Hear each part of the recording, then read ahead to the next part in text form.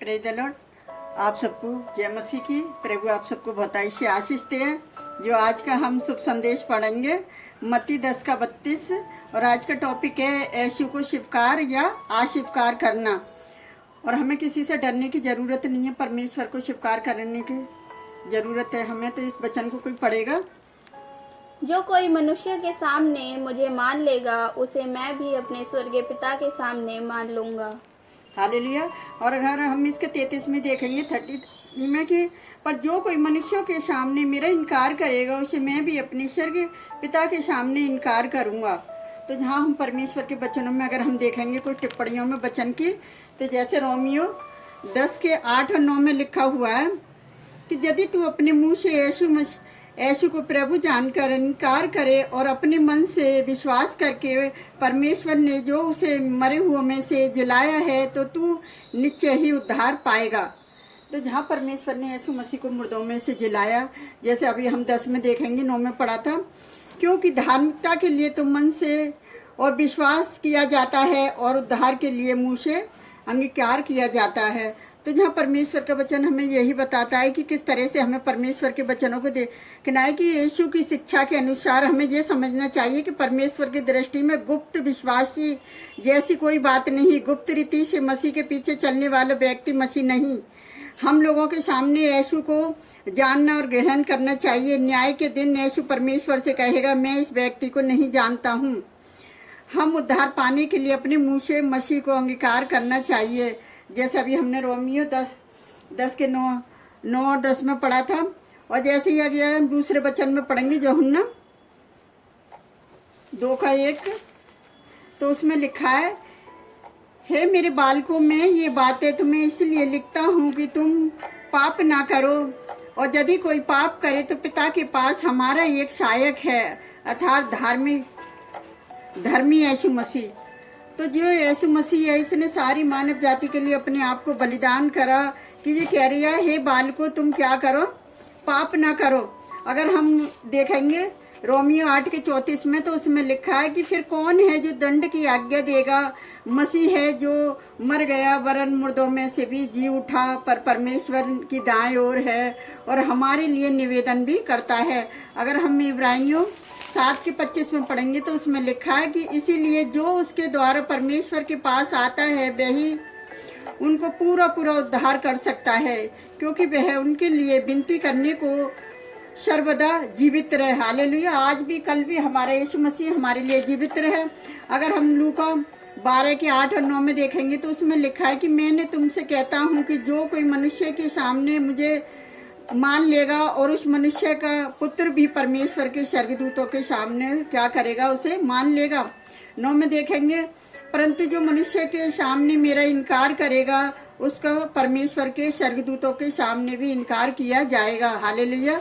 तो जहाँ में परमेश्वर का वचन यही बता रही है कि किस तरह से हमें परमेश्वर को लोगों के सामने मानना है। जैसे देखेंगे प्रकाशित वाक्य 3:5 में लिखा है कि जो जय पाए उसे इसी प्रकार के सफ़ेद वस्त्र पहनाया जाएगा और मैं उसका नाम जीवन की पुस्तक में से किसी भी रीति से नहीं काटूंगा, पर उनका नाम अपने पिता और उसके स्वर्गदूतों के समान मान लूँगा। हालेलुया। कितना महान परमेश्वर है जो अपने लोगों से कह रही है, जो मुझे मान लेगा तो मैं भी अपने पिता के सामने स्वर्गदूतों के सामने मान लूँगा।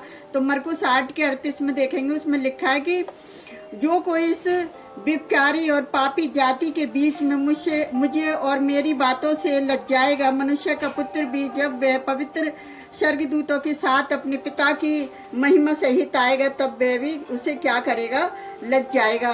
तो हमें परमेश्वर लज्जाना नहीं चाहता, अपने वचनों के द्वारा हमें समझाना चाहता है, अपने वचनों के द्वारा परमेश्वर हमसे बातचीत करना चाहता है कि अगर वे परमेश्वर हमारी पक्ष में बोलता है तो परमेश्वर हमें स्वीकार करेगा और बचाएगा भी। अगर यीशु हमें नहीं जानता तो परमेश्वर भी हमें नहीं पहचानेगा। हम यीशु की खातिर जिस सीमा तक लोगों के सामने बोलते हैं उसी सीमा तक हमारी खातिर यीशु और परमेश्वर उसके स्वर्गदूतों के समान भी बोलेंगे। जैसे अभी हमने लूका 12:8 और 9 में पढ़ा, प्रकाशित वाक्य में लिखा, यदि हम उसके अनुयायी होने के स्वीकार करने से डरते हैं तो संकोच करते हैं तो न्याय के दिन भी मसीह भी हमें नहीं बचाएगा। तो हम परमेश्वर का धन्यवाद करते हैं कि खुदावन ने किस तरह से हमें ये वचन देकर आशीषित किया। तो मैं इन्हीं वचनों के ऊपर आपको एक गवाही बताना चाहती हूँ कि हमें किस तरह से मनुष्यों के सामने परमेश्वर को स्वीकार करना है। जैसे मत्ती 22:37 में लिखा है कि उसने उससे कहा कि तू प्रभु अपने प्रभु से अपने सारे मन और अपने सारे प्राणों और अपनी सारी बुद्धि के साथ प्रेम करना। और 38 में लिखा है कि बड़ी और मुख्य आज्ञा तो यही है और उसके समान ये दूसरी भी आज्ञा है। जैसे 39 में लिखा है कि दूसरी भी आज्ञा ये है कि तू अपने पड़ोसी से अपने समान प्रेम रख। हालेलुया। और यही 40 में लिखा है कि यही 2 आज्ञा सारी व्यवस्था और भविष्यवक्ताओं का आधार है। हालेलुया। ये वचन जो मैं पढ़ रही हूँ, ये वचन में इसलिए पढ़ रही हूँ कि पहले भी मैंने आपको गवाही बताई थी कि किस तरह से हमें अपने पड़ोसियों से भी, जब हम परमेश्वर से प्यार करते हैं, अपनी बुद्धि के साथ अपने संपूर्ण जीवन से परमेश्वर से प्यार करते हैं, परमेश्वर से अपने प्राणों से ज़्यादा प्यार करते हैं, तो परमेश्वर भी हमें बहुत प्यार करता है। तो इसी समान उसने कही है कि दूसरी बड़ी आज्ञा ये भी है कि तू अपने पड़ोसी से भी प्रेम कर। तो मैं अपने पड़ोसियों से प्रेम करने की आपको एक छोटी सी गवाही बताना चाहती हूँ। ये गवाही मैंने बता भी चुकी हूँ कि जब हम अपने नए घर में आए, जब हम लोगों से मिले और लोगों को हमने मीठा मुंह कराया, तो लोग हमसे मतलब सभी खुश थे। और मैं इस वचन को पढ़ के गई और मैं प्रार्थना करके गई कि परमेश्वर पिता, कि आपने जो बोला है कि पड़ोसी पता है क्या है, तुम्हारे घर के समान है, उनसे भी प्रेम करना है। तो हमने जो प्रेम किया और आज तक हमारे पड़ोसी हमसे प्रेम कर रहे हैं, और आगे भी आप हमारे लिए दुआ करो कि हमारे पड़ोसी हमसे इसी तरह से प्रेम करते रहें और हम भी उनसे प्रेम करते रहें। जब हम कहते हैं ना, जब गरीबी में लोग होते हैं तो उनसे कोई बोलना नहीं चाहता, कोई उनसे बात नहीं करता। जब हम अपने वहाँ से ससुराल से निकल के अपने नागलोई गए तो पता है थोड़ी सी हमारी परेशानी थी कि हम पे रोजगार नहीं था और हम इतनी परेशानी में आए थे वहाँ पर। तो क्या हुआ कि जब मैंने लोगों का देखा वहाँ पे कि लोग हमें बुरी नज़र से देखने लग गए कि कितने गरीब हैं ये बेचारे, और मैंने क्या करा, काम करना शुरू कर दिया। जब मैंने काम करना शुरू करा, मैंने डट के मेहनत करी और मेहनत करके ही बच्चों को पढ़ाया लिखाया, और परमेश्वर मेरे साथ था। क्योंकि परमेश्वर को मैं संपूर्ण जीवन, अपना जीवन मैंने परमेश्वर को समर्पित कर दिया। और परमेश्वर ने मुझे इतनी हिम्मत और ताकत दी कि जब हमारा 3 मंजिल मकान बन के तैयार हो गया तो वहाँ लोगों ने देखा कि अच्छा, इतनी इस लेडीज ने अकेले इतनी मेहनत करके पता है क्या करा, इसने मकान बनवा लिया। और हमने 23 तक बहुत मेहनत करी उस घर में जाके, परमेश्वर ने 24 में उसके रेट लगवा दिए। और आज परमेश्वर की इतनी दया और अनुग्रह है कि हम इस जगह पर आए। तो परमेश्वर ने, लोग भी एक कहते हैं ना, अमीरी ऐसी चीज़ है कि मतलब हर एक इंसान मतलब थोड़ा सा उससे दब जाता है। तो दबने वाली ऐसी कोई बात नहीं है, अमीरी गरीबी कुछ नहीं है। दिल साफ होना चाहिए। अगर हमारा मन साफ है तो मतलब हर एक कोई हमसे प्यार से बोलेगा। अगर हमारा मन साफ नहीं है तो प्यार से नहीं बोलेगा। तो कुछ पढ़े लिखे और अनपढ़ लोगों में इतना फ़र्क है कि अनपढ़ लोग हमेशा लड़ाई झगड़ा चाहते हैं और पढ़े लिखे लोग पता क्या है कि हमेशा शांति चाहते हैं। और परमेश्वर के लोग तो हमेशा शांति चाहते हैं। तो मैं अपने मसीह भाई बहनों को सबको यही मैसेज देना चाहूँगी कि जो भी गरीबी में वो पता है क्या करें, मेहनत करें, प्रचार करें, मसीह का शुभ समाचार सुनाएं और वो काम भी करें। ये नहीं है कि हम सारा दिन शुभ समाचार ही सुनाते रहे, नहीं, हमें मेहनत भी करनी है। जब हब्बा को नीचे, आदम और हब्बा को नीचे भेजा तो क्या करा, उनसे भी खेती बाड़ी करवाई थी। और जब जब परमेश्वर के दास दासी आए तो भाड़ों पर रहकर पता है क्या करते थे, वो सेवा करते थे और वो काम भी करते थे। ऐसा नहीं है कि परमेश्वर तो उनके कहता है कि ऊपर से टपका देता है, हाँ टपकाता जब हम थोड़ी मेहनत करते हैं। हमें मसीह में भी मेहनत करनी है। अगर हम सेवक हैं तो हमें मेहनत करनी है। अगर हम मेहनत नहीं करेंगे तो पता है क्या है, परमेश्वर भी हमें फल नहीं देगा। और परमेश्वर की हमने डट के वहाँ पर सेवा करी, जितनी हमसे सेवा हुई हमने परमेश्वर की खूब डट के सेवा करी और उस सेवा का फल परमेश्वर ने आज हमें जहाँ दिया है। तो मैं आज परमेश्वर के नाम से यहाँ पे 2 ही काम करती हूँ, एक हाउस वाइफ का काम करती हूँ और एक परमेश्वर के वचनों का, कि मैं जितना हो सके परमेश्वर के वचन को लोगों तक पहुँचा सकूँ। तो मैं अपने परमेश्वर जोबा का धन्यवाद करती हूँ कि प्रभु ने हमें इस लायक बनाया कि हम यहाँ पर आकर अच्छे तरह से अच्छे लोगों से बोल सकें और अच्छे से प्रचार को कर सके। तो जितना हमसे हो रहा है हम लोगों तक वचन पहुंचा रहे हैं। बाकी परमेश्वर की आगे क्या इच्छा है, क्योंकि हम परमेश्वर की इच्छा के बिना कुछ भी नहीं कर सकते। और संडे की जो मीटिंग है वहाँ पे लोगों ने रखवाई थी मीटिंग के, मतलब संडे की भी मीटिंग होनी चाहिए और अभी अब यहाँ पर ऐसा कुछ भी नहीं है। लेकिन जो फ्राइडे की जो मीटिंग थी, मेरी चंगाई सभा थी, वो परमेश्वर ने मुझे सेवा देकर आशीषित करा। तो मैं इस फ्राइडे की जो सेवा को मैं क्या करती हूँ, मैं जारी रखना चाहती हूँ। जितना मुझसे होगा मैं वचन लोगों तक पहुँचाऊँगी। मैं परमेश्वर की इच्छा को पूरी करूँगी जो मेरे जीवन से परमेश्वर की इच्छा है।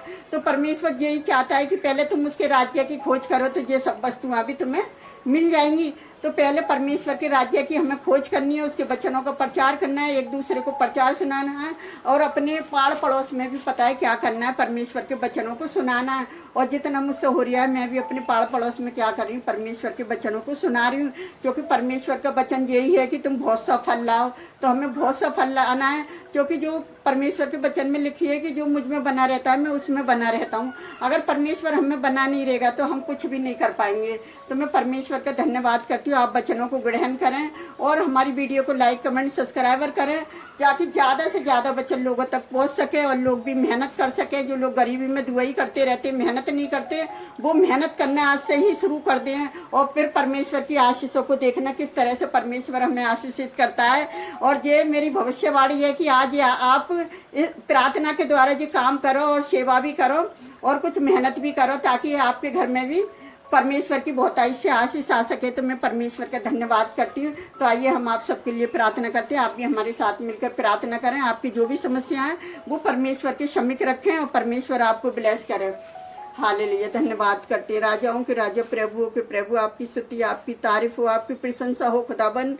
हमने आपके नाम को गुप्त नहीं रखा प्यारे पिता परमेश्वर। आपने जो हमें दूसरा मौका दिया है खुदाबंद आपकी सेवकाई के लिए खुदाबंद, और जितना हमसे हो रहा है खुदाबंद हम लोगों तक वचन पहुंचा रहे हैं। बाकी आपकी क्या इच्छा है पिता हम नहीं जानते खुदाबंद, हमारी इच्छा नहीं है, आपकी इच्छा पूरी हो जाए प्यारे जो परमेश्वर। क्योंकि हम तो पापी मनुष्य हैं, आपके किसी लायक नहीं है, लेकिन आप अपने बेटे बेटियों को लायक बनाना चाहते, जो आपके बेटे बेटी योग नहीं है आप उन्हें योग बनाना चाहते हो अपने वचनों के द्वारा प्यारे पिता परमेश्वर। जो यूट्यूब चैनल के द्वारा जितने लोग आपके वचनों को ग्रहण कर रहे हैं प्यारे पिता परमेश्वर, आप उन्हें ब्लेस करें प्यारे पिता परमेश्वर। उनकी हर एक समस्या को आपके सम्मुख लेकर आती हूँ खुदाबंद, आप उनकी समस्याओं को हल करें। जो रात और दिन आपसे प्रार्थना कर रहे हैं अपने रोजी रोजगार के लिए, अपने बच्चों की ब्लेसिंग के लिए प्यारे पिता परमेश्वर, आप उनके बच्चों को ब्लेस करें प्यारे पिता परमेश्वर। जिनके माता पिता अपने बच्चों के लिए प्रार्थना करें, आप उनकी भी प्रार्थनाओं को सुने और कबूल करें खुदाबंद। कि हमारी प्रार्थनाएं करना जो उपास के साथ व्यर्थ न जाए, एक आशीष बन जाए खुदाबंद। और अपने बेटे बेटियों को इतनी आशीषित करो कि उनके जीवनों में जो वचन बोलना व्यर्थ न जाए, 100 गुना फलवंत हो जाए मेरे खुदाबंद। जिस तरह से हमने से अपने पड़ोसियों के सामने अपने प्रभु परमेश्वर को ग्रहण किया है प्यारे पिता परमेश्वर, अपने प्रभु यीशु मसीह के बारे में हमने बताया लोगों को किस तरह से यीशु मसीह हमारे लिए बलिदान हो गया, सारी मानव जाति के लिए बलिदान हो गया, और वो हमारा उद्धार करने के लिए, हमारे पापों से बचाने के लिए यीशु मसीह इस जमीन पर आ गया कि बहुत सी मानव जाति के लोग बचाए जा सके। तो खुदाबंद जो लोगों के जीवन में वचन बोया जा रहा है वो फलवंत हो जाए प्यारे पिता परमेश्वर। बाकी आपकी क्या इच्छा है पिता हम नहीं जानते खुदाबंद, बस हमारे जीवनों से आपकी इच्छा पूरी हो, हमारी नहीं खुदाबंद। आप बस हमें अपने वचनों में हमारी सहायता, हमारी मदद करें कि हम लोगों के लिए प्रार्थना कर सकें और हम वचनों को आगे तक पहुंचा सकें मेरे खुदाबंद। हमारी छोटी सी विनती आराधना को आपने सुना और कबूल किया, उसके लिए भी मैं धन्यवाद करती हूँ। जो लोग हमारी वीडियो से जुड़े हुए हैं खुदाबंद, जो प्रार्थना करते हैं आपकी, उनसे भी प्यारे पिता परमेश्वर उनकी समस्याओं को फिर मैं एक बार आपके चरणों में लेकर आ रही हूँ प्यारे पिता परमेश्वर। उन्हें ब्लेस करना और उनकी प्रार्थनाओं को सुनना और कबूल करना खुदाबंद। और मैं आपसे क्या मांगूँ, आप तो हमारे मांगने से पहले ही जानते हैं। आपने हमारी छोटी सी प्रार्थना को सुना और कबूल किया, उसके लिए भी मैं धन्यवाद करती हूँ पिता। मैं सारा आदर महिमा आपको देती हूँ खुदाबंद। हम जो भी मांगते हैं सुनासरी के नाम पर, आमीन। प्रभु आप सबको बहुत से आशीष दे।